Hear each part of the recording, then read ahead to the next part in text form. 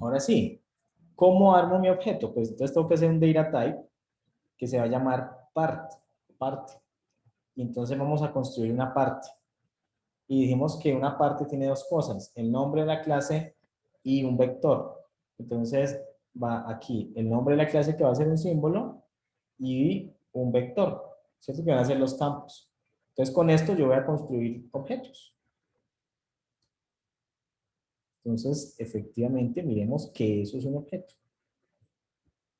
Voy a correr acá.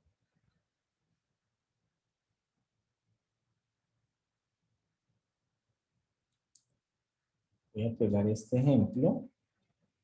Entonces, miren que aquí estoy creando el nuevo C1, el nuevo C2, in, y yo quiero simplemente aquí retornar quién es O1. O1. Entonces, miren, me dice que O1 es una parte que pertenece, es una lista, ¿no?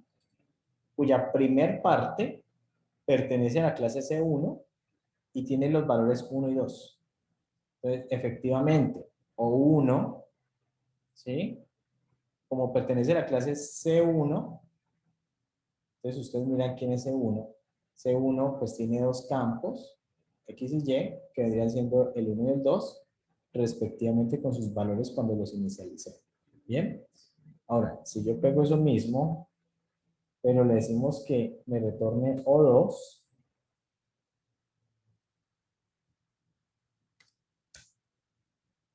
entonces miren que O2 también es una lista de partes, pero como O2 pertenece a la clase C2, entonces debe tener una parte en C2 y una parte en C1, y no más, o sea, debe tener dos partes solamente. Entonces O2, esta es la primera parte y esta es la segunda parte, como podemos ver acá. Entonces me dice que aquí invocamos a C2, creamos el new C2, y él viene e inicializa al Z y al W, que pertenecen a C2. Entonces me lo setea con 2 y 3. Miren, aquí están. Este es Z y este es W. Me lo está seteando con 2 y 3. ¿Por qué me quedaron, esta otra parte me quedó en ceros? ¿Quién me dice? ¿Por qué me quedó 0, 0? Esta segunda parte que pertenece a C1, o que hace referencia a la clase C1.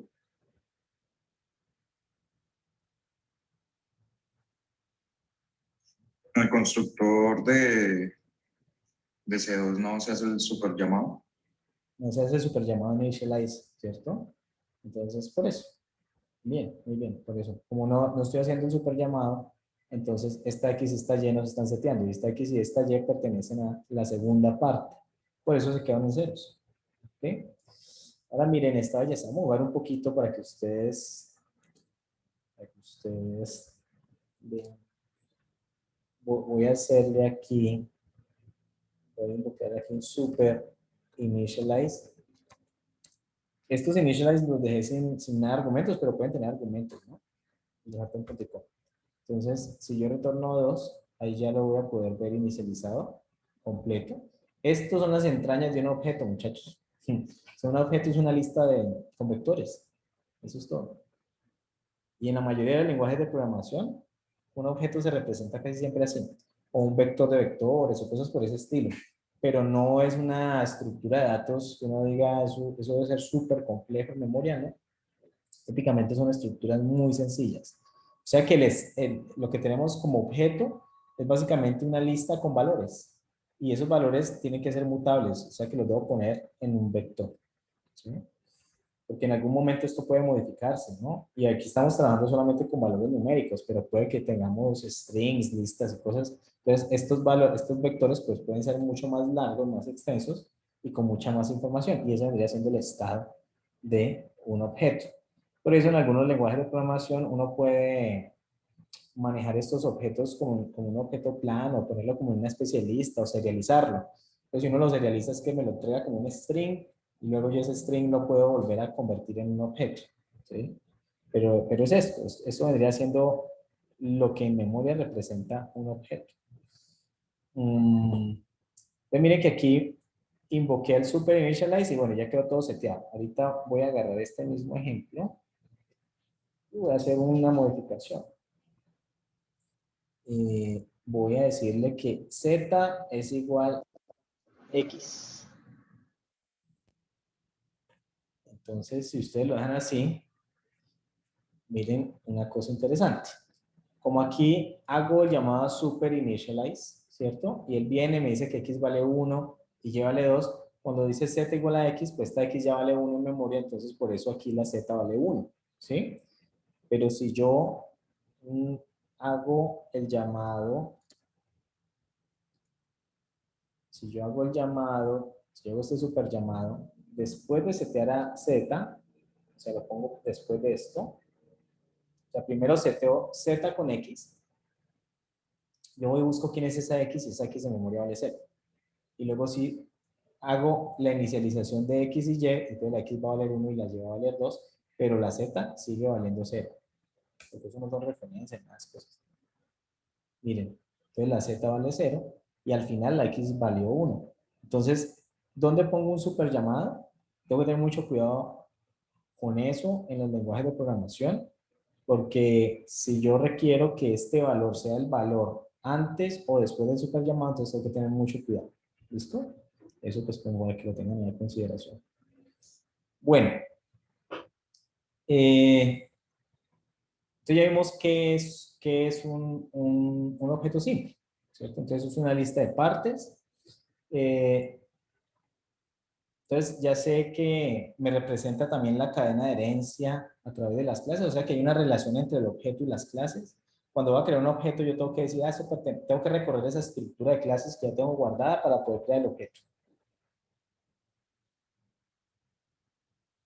¿Cómo entonces creamos un objeto? Entonces definimos aquí una función que se va a llamar newObject.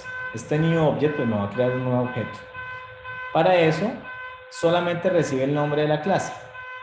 ¿Por qué recibe el nombre de la clase? Porque todos los objetos se crean basados en las clases. Entonces, por ejemplo, si yo estoy creando un objeto de C2, yo ya sé que tengo que crear una lista de partes con Z y W, luego tengo que ir a C1 y crear una lista de partes con X y Y, y luego, como aquí está Object, ya cierro esa lista de partes, no puedo seguir más, ¿sí? Entonces, por eso lo que necesito es el nombre de la clase para poder crear el objeto. Y entonces le preguntamos, vea, si el nombre de la clase equivale a object, este es el caso base, entonces retórname la lista vacía. ¿Por qué? Porque ¿qué pasa si yo estoy creando un objeto? Entonces yo primero digo, bueno, como es de C2, tengo que crear una lista de partes con dos valores, Z y W. Miro acá. Esto sigue extendiendo. Si no extiende, entonces ya cierro la lista y no sigo construyendo nada. A eso es lo que se refiere. Pero como aquí extiende ese 1, entonces le digo, bueno, tengo que crear otra parte con un vector para X y Y, ¿sí? Y luego miro aquí en Object, ¿cierto? Como tenemos acá una referencia a Object, entonces ya lo que hago es que cierro la lista, ¿sí? O sea, él hace llamado por el lado de Object, entonces dice, ya llegué a Object, entonces ya cierro la lista. De lo contrario, entonces lo que hay que hacer es que busco la clase, ¿sí? Busco la clase en la estructura, este lookup class ya lo vimos, busco la clase, busco toda la estructura de clase en la declaración y lo voy a llamar CDSL. Entonces lo que hacemos es que hacemos una primera parte con esa declaración. Ya vamos a ver esta función auxiliar cómo funciona. Después de tener esa primera parte hecha, pues básicamente lo que va a decir es cuántos campos tiene para armar el vectorcito y eso. Después de tener esa primera parte hecha, luego lo que hago es que invoco nuevamente a newObject, pero lo invoco con el nombre de la superclase, ¿sí? Y ese nombre de la superclase pues lo saco de la declaración de la clase. Y entonces eso va a ser el llamado recursivo, y cada vez que voy a hacer el llamado recursivo voy haciendo una parte, ¿sí? Ahora, ¿qué es hacer una parte? Hacer una parte es esto, recibe una declaración de clase, o sea, llega la clase allí en sintaxis abstracta, invocamos a part, una parte, porque ya vimos que eso lo hacemos con esta estructura de datos, con esto. Entonces tengo que enviarle el nombre de la clase y cuántos elementos tiene el vector. Entonces le digo, bueno, el nombre de la clase, sáqueme el nombre de la clase de la declaración de clase, ya vemos que es una función auxiliar para sacar el nombre de la clase. Y aparte de eso, hágase un vector con la longitud de la cantidad de campos que tenga esa clase. Y ya, eso es un objeto, muchachos. Eso es todo. ¿Mm? Y cuando él se hace ese vector, recordemos que el make vector por defecto arranca esos valores en cero. Por eso yo los creaba, o sea, primero se hace el objeto y luego tengo que hacer el seteo de los valores de ese objeto. Es más, si yo me vengo acá, a Level Expression, aquí está, miren, cuando yo creo un objeto, entonces evalúo los operandos, esos operandos son los que yo voy a utilizar en los superllamados, y entonces me creo un nuevo objeto. Crear el nuevo objeto es crearse la estructura vacía, con ceros y nada más.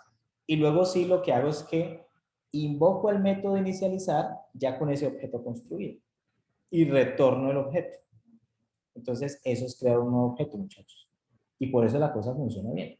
Si yo creo el objeto, pero no lo inicializo, pues entonces me va a llegar la estructura completamente vacía. Miremoslo, verás. Voy a borrar esta parte y voy a copiar esto.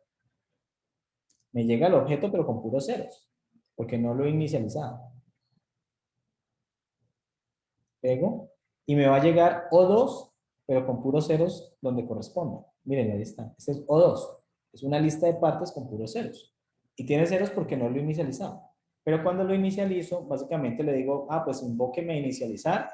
Este es el nombre de la clase, este es el objeto y estos son los argumentos. Y ya. Y él hace la invocación. No sé si hay preguntas hasta allí, muchachos. Para pasar a ver cómo funciona el find method and apply.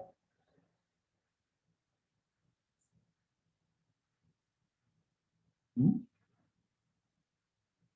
Bueno, entonces, pasemos a ver cómo funciona el find method and apply, que es el que me va a leer un método y lo va a invocar.